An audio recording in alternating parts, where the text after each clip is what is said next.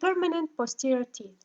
In this lecture, I will explain the main differences between the posterior teeth and anterior teeth in general. The permanent posterior teeth include premolars and molars. We have two types of premolars, the first and second premolar, and three types of molars in each quadrant. The crown of the posterior teeth is characterized by having an occlusal surface as its masticatory surface rather than having an incisal edge or ridge as it's found in the anterior teeth. The occlusal surface is bordered by raised marginal ridges which form or considered part of the occlusal surface rather than the lingual surface like anterior teeth. Also, we have two or more cusps. There are developmental grooves, pits, and triangular ridges and other anatomical landmarks. As you can see in these figures, marginal ridges are considered part. This is the mesial and this is the distal marginal ridge of a maxillary first premolar, considered part of the occlusal surface. The same thing is found in the mandibular first molar. This is the mesial marginal ridge and this is the distal marginal ridge. While in anterior teeth, the marginal ridges form part or considered as part of the lingual surface of these teeth. The characteristic features that differentiate posterior teeth from anterior teeth. Posterior teeth, in general, have a greater facial-lingual or buccolingual dimension compared with their mesiodistal dimension. The only exception for this is the mandibular molars, where their mesiodistal diameter is more than buccolingual. While here for maxillary posterior teeth, maxillary premolar and maxillary first molar, the facial-lingual dimension is greater than the mesiodistal dimension. Posterior teeth characterized by having a shorter cervico-occlusal length compared with the anterior teeth. As you can notice here, the length of maxillary premolars is shorter compared to the maxillary canine. The same applies for the mandibular premolars, which are shorter than mandibular canine. The contact areas are broad and located buccal to the center of the root of the tooth. This is the center of the premolars and molars. Contact points are located buccal to the center of these posterior teeth. They are broad while the contact areas, if you recall, in the anterior teeth are smaller and usually centered labiolingually on the surface of the crown. Position of the mesial and distal contact area of each posterior teeth. The contact areas are at the same level or nearly at the same level, both mesially and distally, compared with anterior teeth where the mesial and distal contact points are at different levels.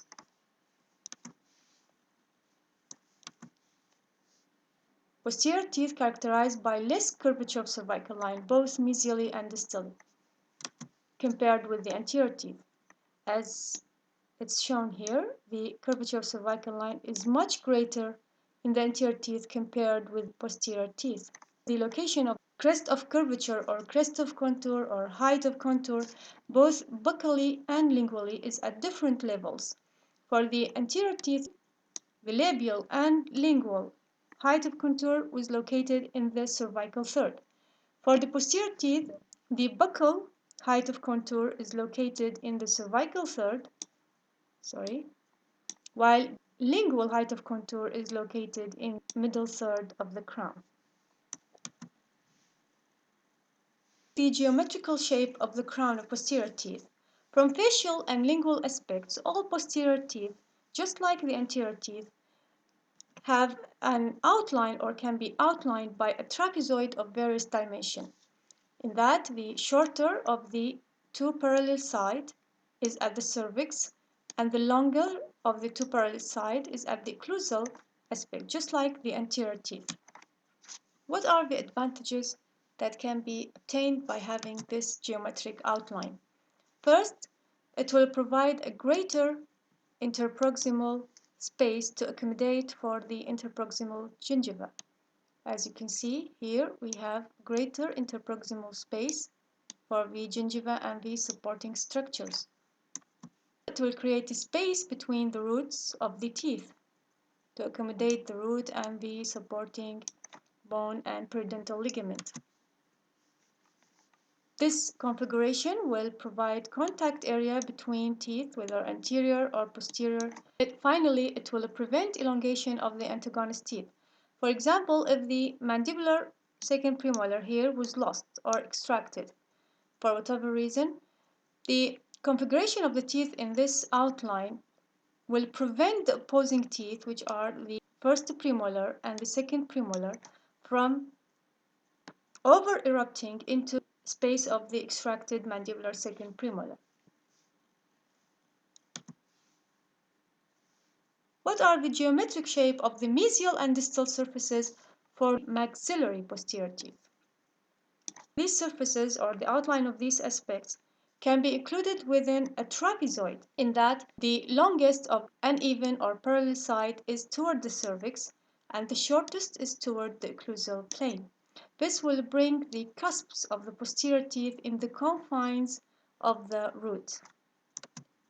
So what the advantages brought by this configuration? First, because the occlusal surface is constricted. As you could notice, the occlusal surface is narrower than the cervical portion or the root. This will enable the tooth to function properly, and the tooth can be forced into food material more easily.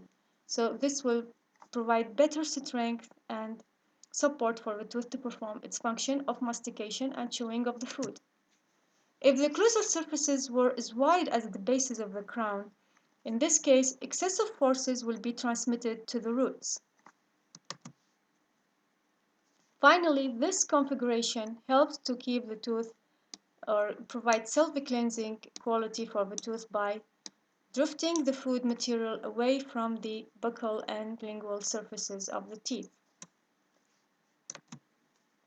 While the mesial and distal surfaces of mandibular posterior teeth have a different configuration or geometric outline, these surfaces are rhomboidal in outline. This rhomboidal outline provides the following features. First, the crown will be, or the crowns of these teeth will be inclined lingually into proper occlusion with the opposing tooth.